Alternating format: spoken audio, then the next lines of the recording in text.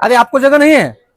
जगह नहीं है तो अभी आ जाओ इधर, आ जाओ मेरे पास, आ जाओ, आ जाओ, आ जाओ इधर, आइए बहन जी, आइए मैं जगह दिलवाता हूँ, आ जाओ। अरे हाँ तो अंदर बैठने तो दो इनको, चलो उधर आ जाओ, बैठ जाओ उधर, बैठिए।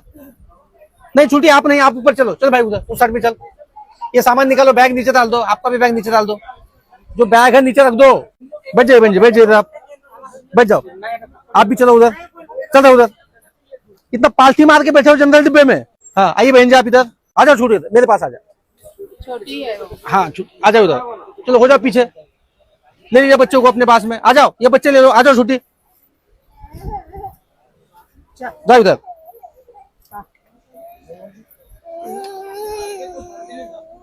हो गया, जाइए आप ऊपर जाइए, इधर जाइए ऊपर, ये खाली है।